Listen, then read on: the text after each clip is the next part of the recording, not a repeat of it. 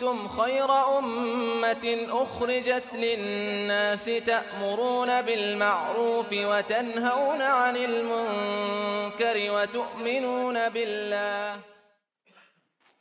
Alhamdulillah. Dans la vie, il y a un jour avec, ou il y a des jours avec et des jours sans. Yawmun laka wa yawmun alayk. On peut rencontrer des réussites et on peut rencontrer des difficultés, des épreuves, des jours de joie, des jours de délivrance, et ainsi va la vie. Mais ce qui nous importe particulièrement, et on en parle assez souvent, mais le rappel profite aux croyants et aux croyantes, ici c'est de savoir comment réagir, comment surmonter les difficultés, les épreuves, comment faire face à ces portes qui se ferment en face de nous, et lorsqu'on a l'impression que tout est perdu, que c'est la fin.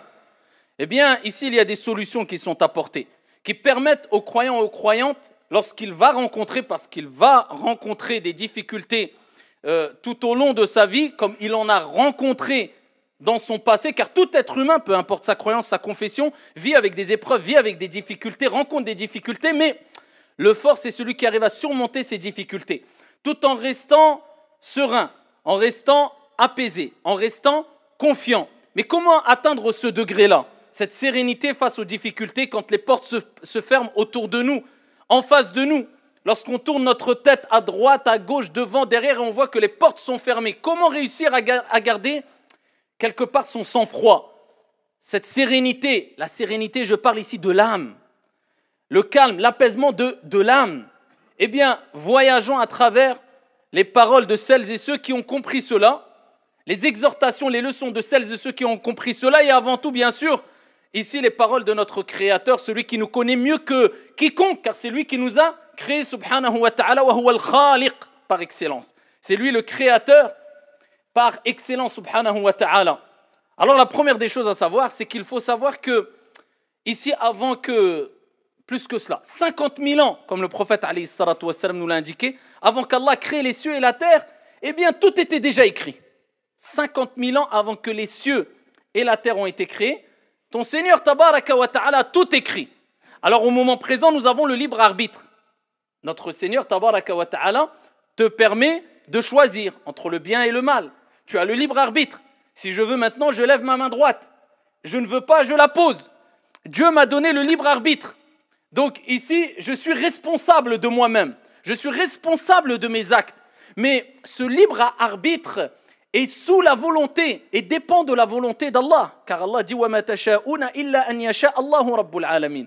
Vous ne pouvez vouloir que si Allah, le Seigneur des mondes, le veut. C'est-à-dire que je peux vouloir lever ma main droite, mais je l'ai levée parce que Dieu m'a donné l'autorisation. Il a voulu que je la lève. Si Dieu voulait, eh bien, il m'aurait empêché de lever cette main droite. Mais nous avons le libre arbitre. Mais Dieu sait ce qu'on va faire. Mais au moment présent, il veut qu'on l'adore. Et ici, peut-être que demain, il y aura d'autres créatures qui l'adoreront en dehors de nous, des anges et en dehors d'eux. Mais aujourd'hui, il veut que ce soit les êtres humains, parmi ces créatures, qui l'adorent. Et aujourd'hui, on a le libre arbitre qui nous permet de faire les choses, d'agir, d'œuvrer, de faire le bien. Donc, il faut savoir que Allah subhanahu wa ta'ala a tout écrit. Et quand la personne se met ça dans la tête, il ne s'encombre pas de ce stress, de ces pensées qui le perturbent. Mais qu'est-ce qui va se passer demain? Qu'est-ce qu'il va m'arriver? Est-ce que je vais avoir ma subsistance? J'ai une difficulté. Qu'est-ce qu'il va advenir de moi? Mais où je vais aller? Comment vais-je m'en sortir? Ya Abdallah, calme-toi. Allah tabaraka wa ta'ala a tout écrit. Tout est destiné. Stress, ne stresse pas. Pleure, ne pleure pas. Lamente-toi, te lamente pas. Plains-toi, te plains pas. Cours, ne cours pas. Fais ce que tu veux. Tout est écrit. Donc, est-ce que tu penses que tu vas forcer les choses à tel point que ce qui a été écrit, eh bien, ne sera plus écrit? Non, ça fait partie du destin. Ça t'est destiné. Donc, reste serein. Agis de manière sereine et dis-toi de toute manière, je dois agir, pas rester les bras croisés, mais de toute manière, tout est écrit. Tout ce qui va se passer est déjà écrit, mais au moment présent, je dois agir de manière sereine et posée et intelligente, en faisant et en prenant les meilleures des décisions possibles. Et à ce moment-là, tu goûteras un certain apaisement en te disant de toute manière, je dois voyager ou pas, je me casse la tête, je fais les causes. Si je dois voyager, c'était écrit. Si je ne dois pas voyager, c'était écrit. Moi, ce qui m'est demandé, c'est de faire les causes. Au moment présent, au moment T. Ni plus ni moins. Amma ce qui se passera demain, hier est passé. Demain, peut-être ne se produira pas. N'existera pas pour toi peut-être. Peut-être tu mourras aujourd'hui. Aujourd'hui, écris ton histoire, agis. Voilà comment réagit le musulman. Hier, c'est passé. J'ai des remords, j'ai fait... Hier, c'est passé. Comme on dit ici dans cette fameuse parole, les fêtes mettent. Ce qui est passé est mort. Demain, Allahu a'lam, oui, mais il faut que je construise, il faut que je fasse. Pourquoi tu stresses? Peut-être demain, tu ne seras plus là. Aujourd'hui, tu es là. Écris ton histoire, agis. Vis le jour. Vis au moment présent. Tu peux profiter de la vie. Profite de la vie sereinement, intelligemment, avec un cadre serein et religieux. Sois pieux, prépare ton au-delà. Aujourd'hui, demain, Allahu a'lam. Pourquoi tu stresses pour le lendemain? Tu as une difficulté. Eh bien, essaie de la surmonter aujourd'hui. Demain, peut-être qu'elle disparaîtra rapidement dans 3 jours, 4 jours, demain, après. Toi, vis ta vie au moment présent, au moment T. C'est ce qui t'est demandé. Et arrête de stresser en te disant qu'est-ce qui va m'arriver? La yukallifu Allahu nafsan illa wus'aha. Allah ne donne pas à une âme une charge au-dessus de sa capacité. Ce que tu as, ce que tu vis, tu pourras le supporter. Car Dieu n'est pas injuste et Dieu veut ton bien. Al-Hassan al-Basri, rahimahullah ta'ala, disait lorsque j'ai compris. C'est pas lorsque j'ai su. Parce que tu peux savoir. Mais savoir ne veut pas dire comprendre. Et la compréhension passe par le savoir. Mais le savoir ne passe pas automatiquement par la compréhension. Parce qu'il faut savoir, mais ensuite il faut comprendre. Et beaucoup de gens savent, mais ne comprennent pas. Donc le fait de savoir, d'avoir du ilm, de la science, ça ne suffit pas. Parce que peut-être tu vas apprendre des choses par cœur, tu vas avoir un savoir. Mais est-ce que tu l'as compris? Ça c'est la deuxième étape. Et même si tu l'as compris, l'as-tu appliqué? Al-Hassan al-Basri disait, lorsque j'ai compris, parce que Al-Hassan al-Basri avait compris, et on va le voir, la preuve qu'il avait compris, il l'a mis en application. Lorsque j'ai compris, pas su simplement, parce que quelquefois on lit des versets, Dieu est celui qui accorde sa subsistance, Dieu est celui qui délivre des problèmes. Là tu sais, mais est-ce que tu l'as compris? Comment réagis-tu lors des problèmes? Quand tu demandes ta subsistance, comment réagis-tu? Là on pourra savoir si tu as su ou tu as compris vraiment. Et si tu as compris, tu vas vivre avec le verset coranique, avec les recommandations prophétiques, avec ce que Dieu t'a dit et son messager, alayhi salatu wassalam. Tu vas mettre en application cette spiritualité, cette croyance, cette certitude, la conviction que Dieu, c'est lui qui accorde, c'est lui qui ouvre les portes, c'est lui qui délivre, c'est lui qui, ton Seigneur, tabaraka wa ta'ala. Il dit, lorsque j'ai compris que c'est Allah, mon Seigneur, qui accorde la subsistance, à ce moment-là, mon cœur s'est apaisé. Allah. Donc il t'est demandé de faire les causes. Les membres font les causes. D'accord? Et le cœur place sa confiance en Allah subhanahu wa ta'ala. Donc toi, ce qui t'est demandé, c'est de savoir que la subsistance vient de Dieu et qu'il t'est demandé de faire les causes et ne pas forcer les choses. Stop. Ne te tracasse pas. Fais les causes, bien sûr, tu dois agir. Mais de là, te tracasse. Non, stop. Dieu t'a dit, fais les causes et ta subsistance vient de Dieu. Tu l'auras. Même si tu es, comme on dit, terfsma ou je ne sais pas quoi, ce qui t'est écrit et tu l'auras. Ni plus, ni moins. Je répète, ça ne veut pas dire on reste les bras croisés, car le prophète a dit aux compagnons, quand le prophète a parlé du destin, il dit non, œuvrez, et vous serez interrogés sur ce que vous avez fait. Toi, œuvre, mais tranquillement. D'accord? De manière sereine, de manière apaisée. Et sache une chose, que notre Seigneur tabaraka wa ta'ala nous rappelle qu'on peut se tromper. Et peut-être une chose peut te paraître bonne alors qu'elle est mauvaise. Une chose peut te paraître mauvaise, tu crois qu'une porte s'est fermée, c'est un mal, c'est un bien. Ça te motive encore plus à être plus serein. وَعَسَى أَن تَكْرَهُ شَيْئًا وَهُوَ خَيْرٌ لَكُمْ وَعَسَى أَن تُحِبُّ شَيْئًا وَهُوَ شَرٌ لَكُمْ وَاللَّهُ يَعْلَمُ وَأَنْتُمْ لَا تَعْلَمُونَ Allahu a'lam. Vous pouvez avoir de l'aversion pour une chose, vous pensez que c'est un mal alors que c'est un bien. Et vous pouvez aimer une chose, vous pensez que c'est un bien alors que c'est un mal. Allah sait, vous ne savez pas.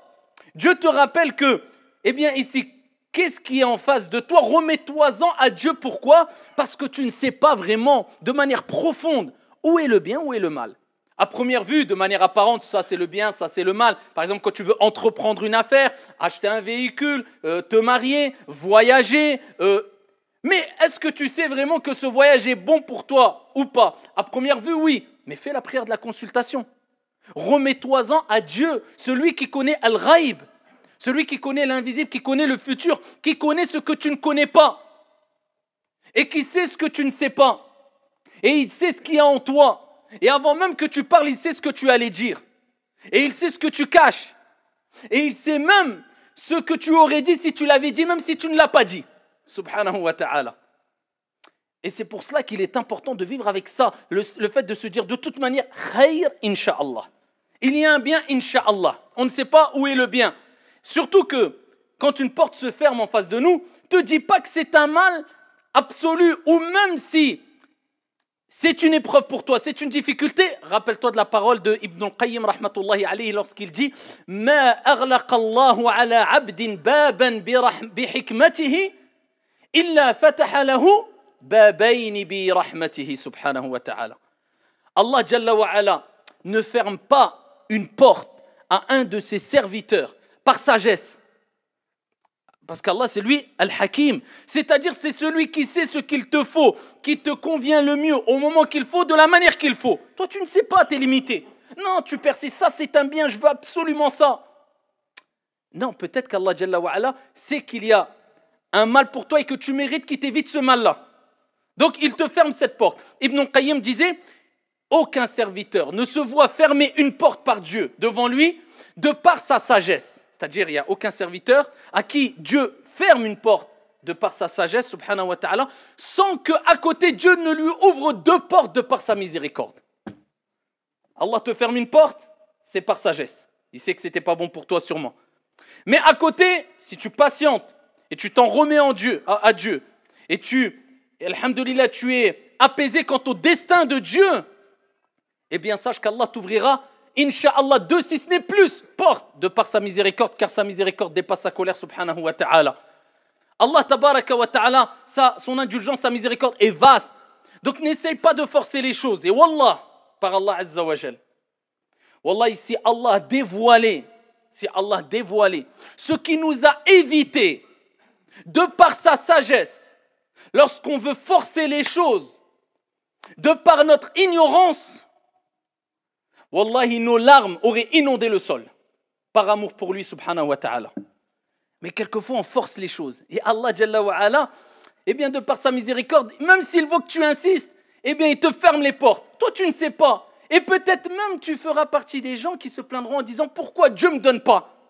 Imaginez-vous, et Allah garde ça pour lui, alors qu'Allah, Jalla wa ala, eh bien, ne veut pas te le donner parce qu'il sait que c'est un mal. Et si Allah te dévoilait cela, tu aurais tellement honte de ton ignorance, que je suis sûr que nous toutes et tous, on pleurerait et on verserait des larmes jusqu'à inonder le sol par amour pour Allah Azza wa Jalla en lui demandant pardon, Ya Rab, c'est toi Al-Alim, c'est toi Al-Hakim, et nous sommes des ignorants face à ta grande, ici, science et sagesse, Ya Allah. Et c'est pour cela qu'il est important de toujours, ici, garder son calme.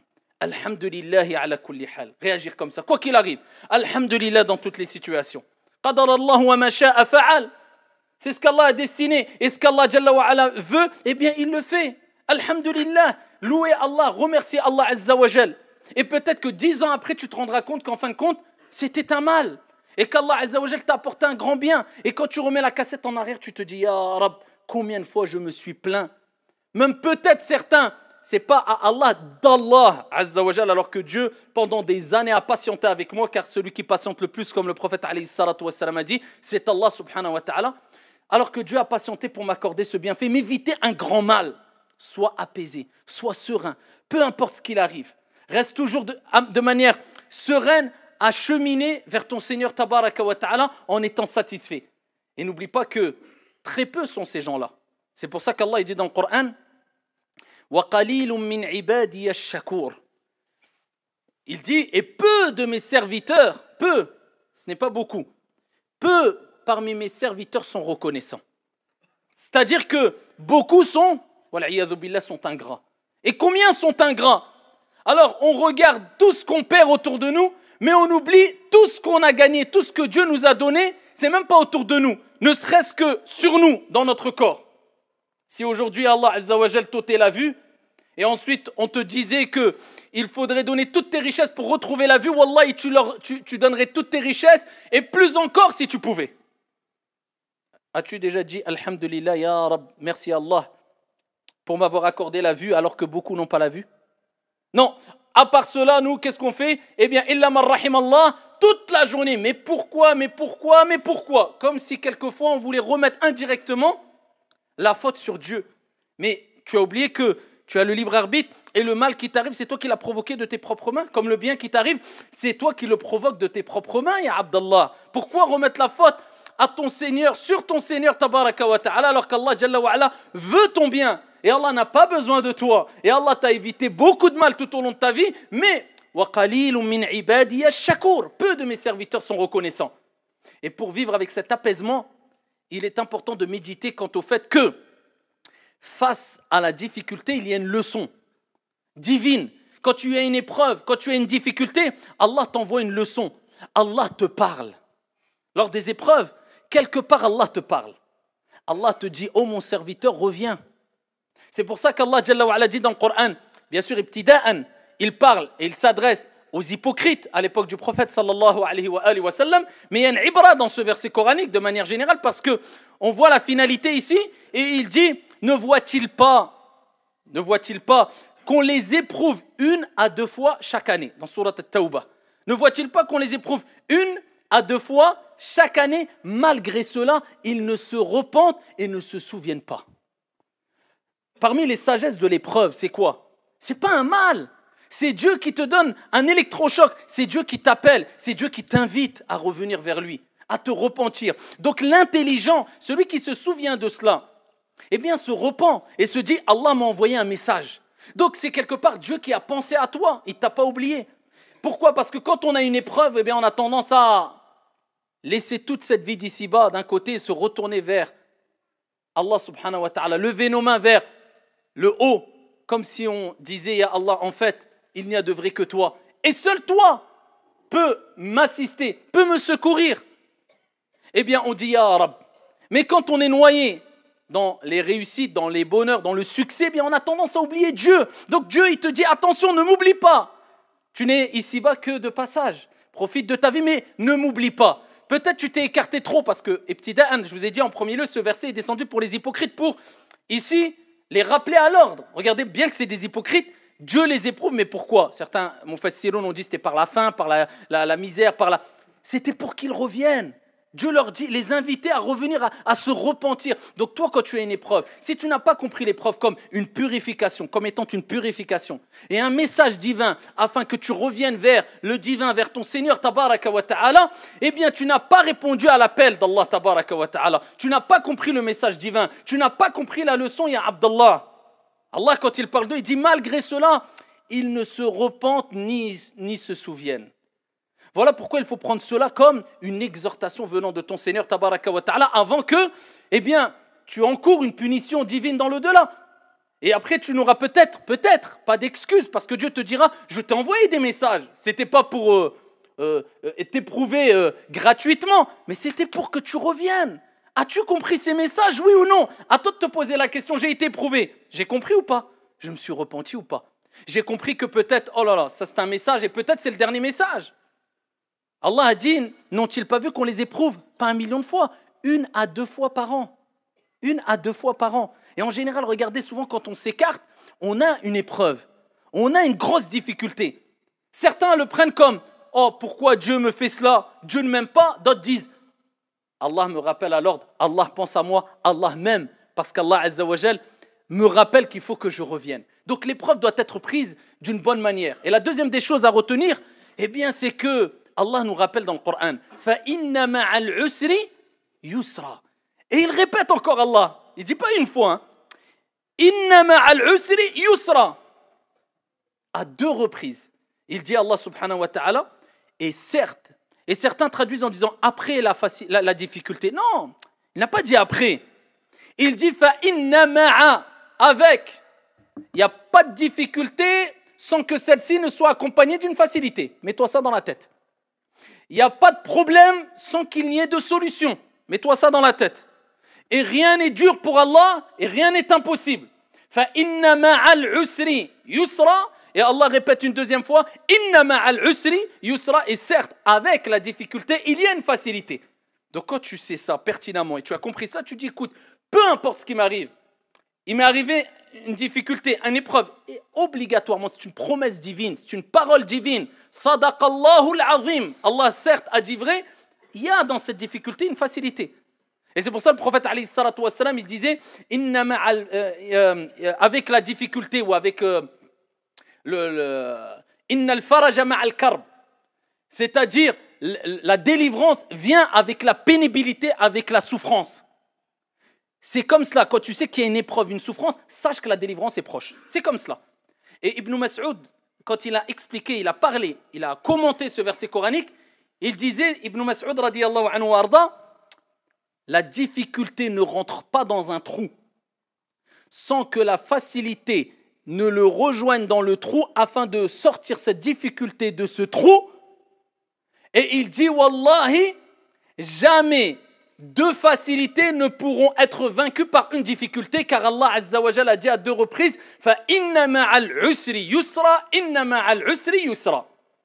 Certes, avec la difficulté, il y a la facilité. Avec la difficulté, il y a la facilité. Et plus tu comprends cela et patiente et endure, et plus le résultat sera de taille. Et on voit ici, pour terminer, Youssouf alayhi salam, qui lui a été par sa famille. Ce n'est pas par des amis. Déjà, des amis, ça fait mal. Non, par sa famille. Regardez la taille de l'épreuve. Sa famille, ses frères, qui l'ont pris alors qu'il était jeune. Et ils l'ont jeté, mais ce n'est pas dans la rue. Imaginez-vous les histoires émouvantes qu'on peut entendre aujourd'hui, des gens qui ont renvoyé leur frère ou leur mère de la maison, les ont laissés dehors. On est choqués, ça nous...